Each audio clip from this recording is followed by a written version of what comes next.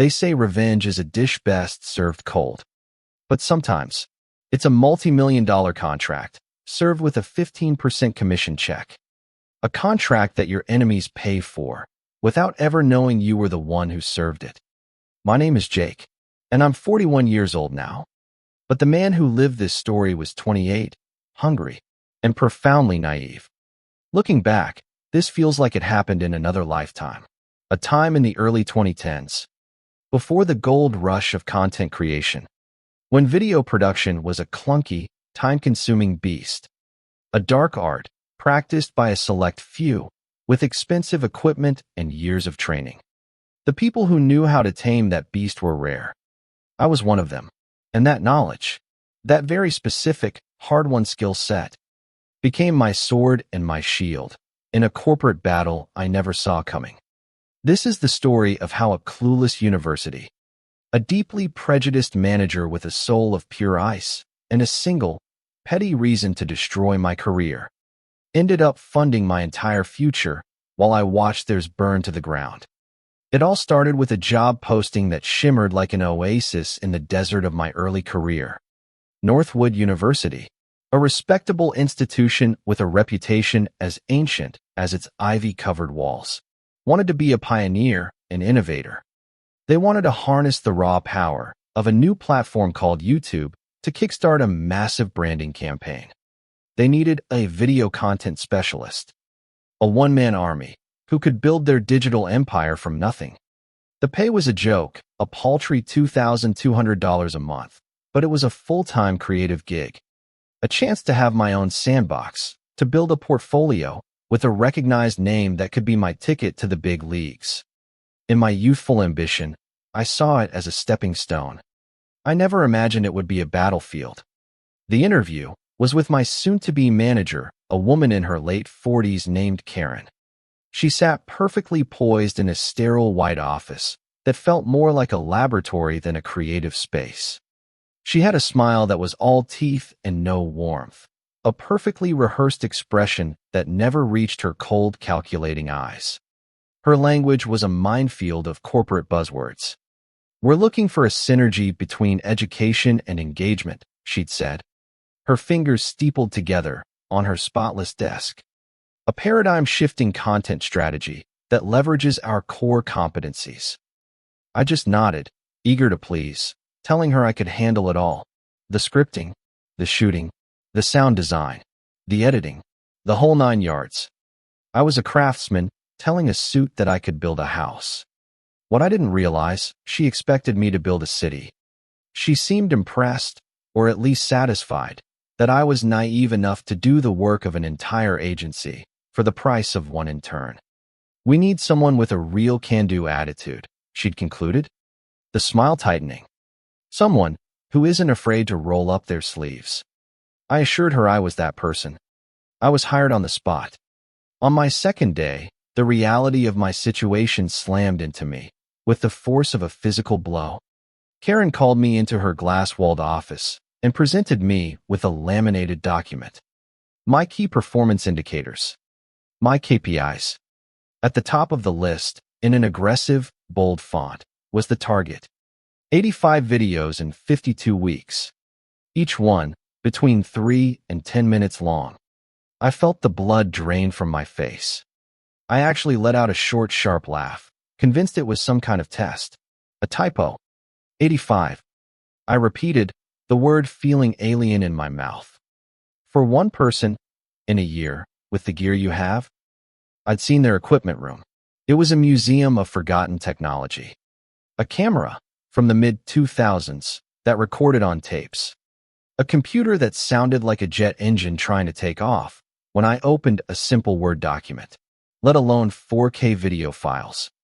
I tried to explain the monumental scale of what she was asking. I broke down the hours, the scripting, the casting of students who had their own class schedules, the location scouting, the tedious process of capturing footage on tape and digitizing it for hours, the sound mixing, the color grading, the fact that they had no budget for royalty-free music, meaning I had to compose it myself. I was trying to explain the physics of the situation, that you couldn't make a baby in 1 month with 9 women, and you couldn't make 85 professional videos in a year with one man. But Karen just kept smiling, that serene, unnerving smile. It was like talking to a brick wall. A beautifully painted, smiling brick wall. "Just give it a try, Jake," she cooed. Her voice, a placating murmur, that made the hairs on my arms stand up. "I believe in you. Besides," and here she leaned forward, her eyes glinting, "if the videos are truly exceptional, if the quality is really there, then the quantity won't be what I focus on."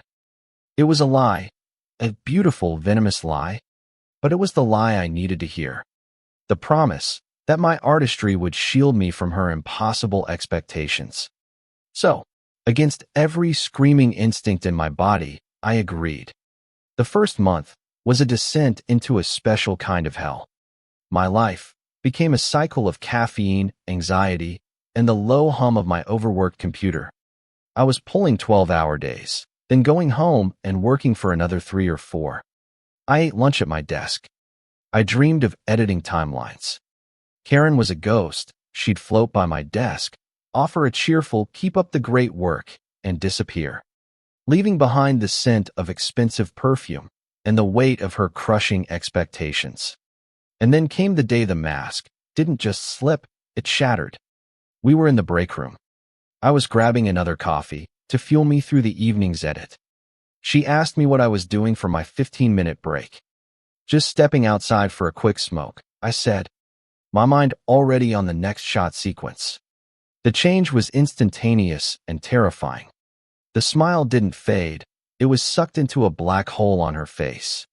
Her eyes, once placidly indifferent, now burned with a white-hot disgust. It was a look of pure, unadulterated loathing, as if I had just confessed to a heinous crime. She didn't say a word. She simply turned on her heel, her posture rigid, and walked away. The temperature in the room seemed to drop 20 degrees. Later that day, I mentioned the chilling encounter to Moira, a kind, world-weary graphic designer who had been there for years. She put her pen down and slowly, dramatically, pressed the heel of her palm to her forehead, a true facepalm. "Oh, Jake," she whispered, leaning in so no one could hear. "You didn't." Karen is a fanatical anti-smoker. I'm not talking about someone who just dislikes it. I'm talking about a crusader. She campaigns to have the smoking areas removed from campus. She thinks smokers are unproductive, morally corrupt. She's gotten people pushed out over it before. "You're on her list now. Be careful." Moira's warning was an understatement. It wasn't a list, it was a campaign of psychological warfare. The passive aggression was suffocating. The cheerful note stopped, replaced by curt, demanding emails sent at all hours of the night. My work, once praised, was now dissected with surgical malice. "The lighting in this interview feels gloomy, Jake. Are you feeling all right?" she'd ask. In team meetings, her voice dripping with false concern. The worst was her new habit. If I came back from my smoke break, she would wait until I was seated. Then she would walk past my desk, stop, and make a loud, theatrical sniffing sound, a little wrinkle of her nose. Loud enough for everyone in the open-plan office to hear. It was a public branding, an act of pure humiliation, designed to isolate me, to mark me as unclean. She wrote me up for being 5 minutes late one morning, conveniently ignoring the email I'd sent her with a timestamp of 10 p.m. the night before from a campus event I was filming. I was a ghost, haunting the university, fueled by nicotine and spite, working over 60 hours a week to create miracles. But all she saw, all she cared about, was the smoke. 5 months in, I was a wreck, but a productive one. I had completed 30 high-quality videos. The YouTube channel was a roaring success. Views were in the hundreds of thousands, a number unheard of for the university. I was burning the candle at both ends, and in the middle, but I was delivering results that were impossible to ignore. Or so I thought. Then came the email. The subject line was simply, "Meeting." The invitation was from the university director, Ms. Evans, with Karen carbon copied. My stomach twisted, into a knot of pure ice. This was it. The walk to the director's office felt like a mile. Every step echoed in the silent carpeted hallway. I walked in to see Ms. Evans, a stern woman I'd only met once, sitting behind a desk the size of a small car. And in the chair beside her was Karen. She had perfected a look of grave, sorrowful disappointment, but I could see the glint of triumphant glee in her eyes. This was her masterpiece, the culmination of months of unrelenting sabotage. This was an execution. "Jake," Director Evans began, her voice as cold as the marble on her desk. "Karen has brought a serious performance issue to my attention. She tells me you're falling catastrophically behind on your work." She slid the laminated KPI sheet across the desk. "It's been nearly 6 months. You should be at 42 videos. You've only completed 30.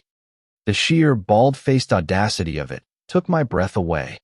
My voice shook, but not with fear, with rage. "With all due respect, Director, that is a complete misrepresentation of my work.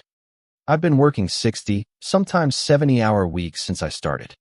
I'm doing the work of an entire 5-person team. I've built your YouTube channel from zero to the most engaged platform this university has. The 30 videos I've produced are the highest performing digital assets in Northwood's history."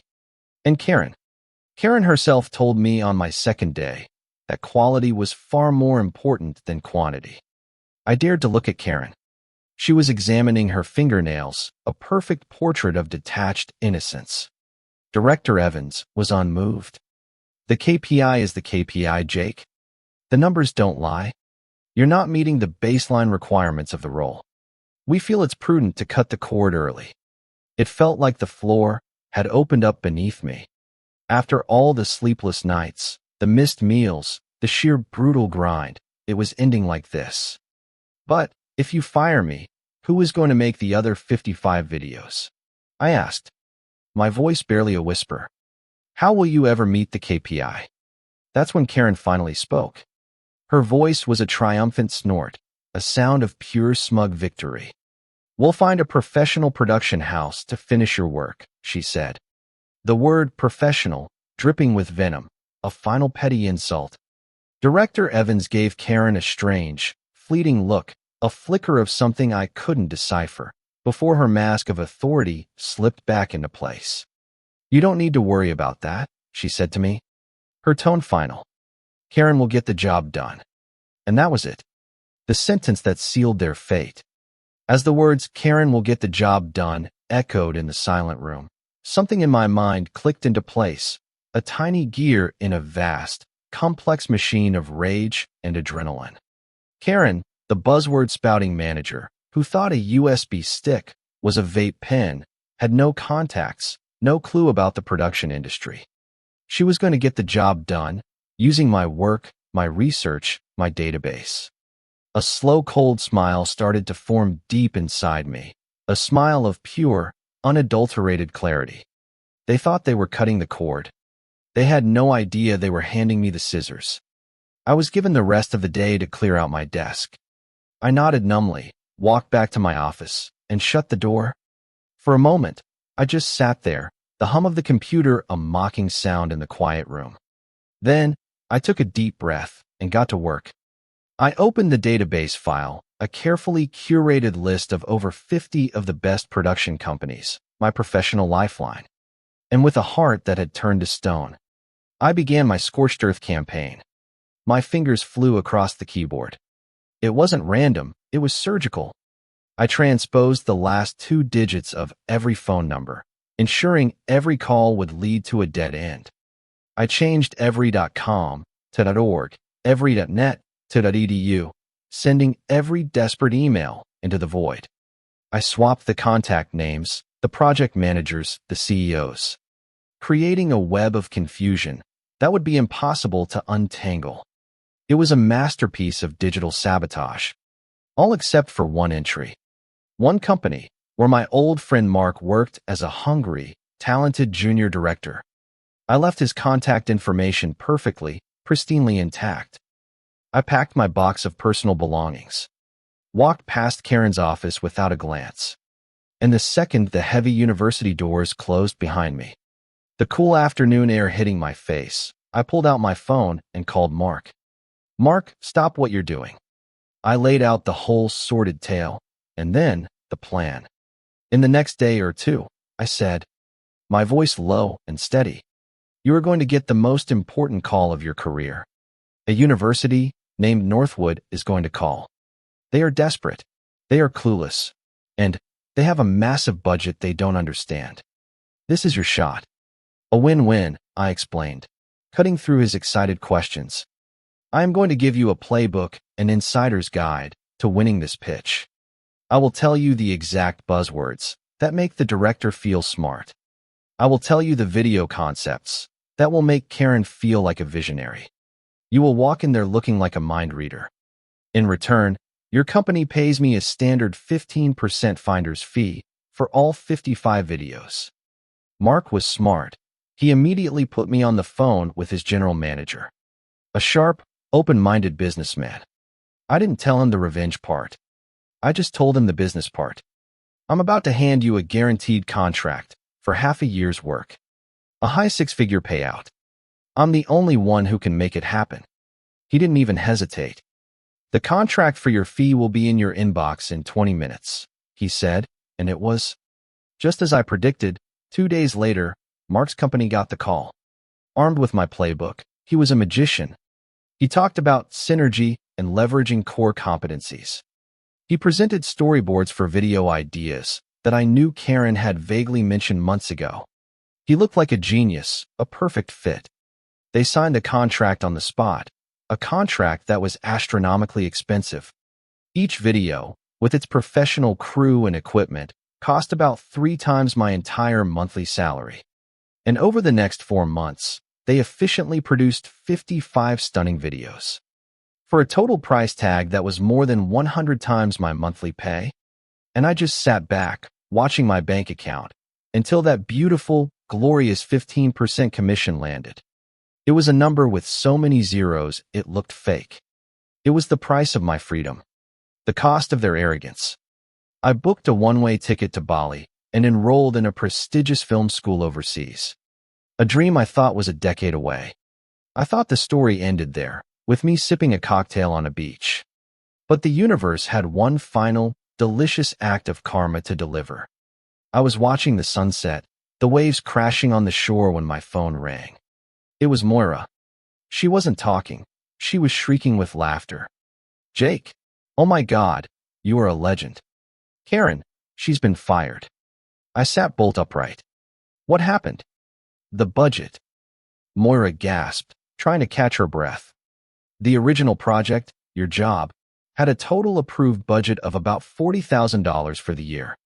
Jake, the final bill from the production house was over $500,000. It turned out Karen, so desperate to prove she could complete the project, had been signing invoices without getting the proper approval from the university's finance department.